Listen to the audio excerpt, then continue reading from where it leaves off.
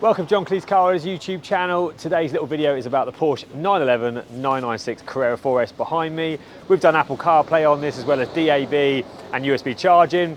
I'm going to go around the outside of the car first and show you, first of all, the DAB aerial, because what we've done on this is rather than putting on the front windscreen, we've actually put it on the back windscreen to keep it out of the customer's peripheral vision.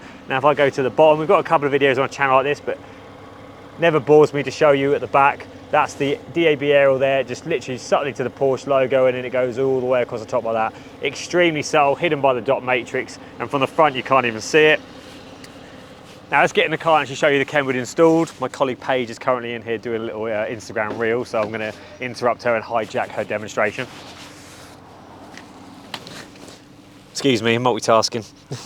So we've got the DMX8021 installed, which has got already connected to wireless Apple CarPlay at the moment through my colleague Paige's phone.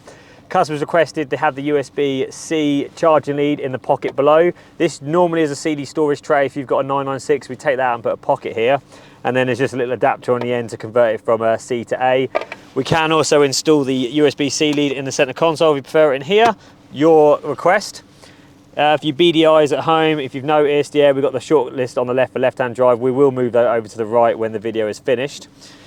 This customer also had Bose audio fitted. Now, because this customer has come from about 3 hours to get to us, and because the age of the vehicle, we've decided not to retain the original Bose amplifier, but instead what we've done is we've actually bypassed the Bose amp, run all the speakers off of the Kenwood head unit, which actually is a better amp anyway, being 25 years newer technology, and then we've run the factory sub that's on the rear shelf behind me here. We run that off a little Phoenix Gold amplifier as well, so everything still works and sounds even better than factory, but it just means customers got longevity and reliable rather than driving home to find some little fibre optic interface breaks down or even the factory amp goes faulty, hence why we've bypassed it for this particular application. Now a quick demonstration of the 8021.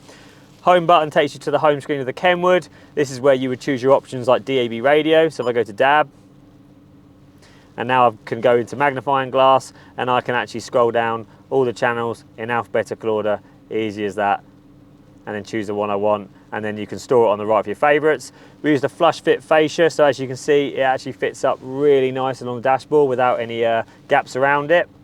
Customers now got access to Apple CarPlay, as I mentioned earlier, so now you can access to Spotify, Apple Maps, Spotify twice, Google Maps and such.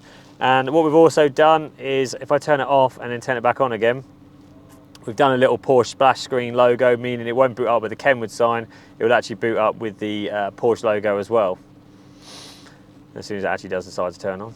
There we go, that's the Porsche logo right there. And that is it, that is a DMX8021. As I mentioned, you can't really see the DAB aerial, but actually go all the way to the back, you can just about make it out there in the zoomed in footage there.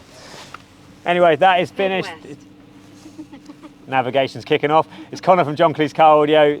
This is a Kenwood DMX8021 and a Porsche 911 996. Paige behind me. We'll see you soon.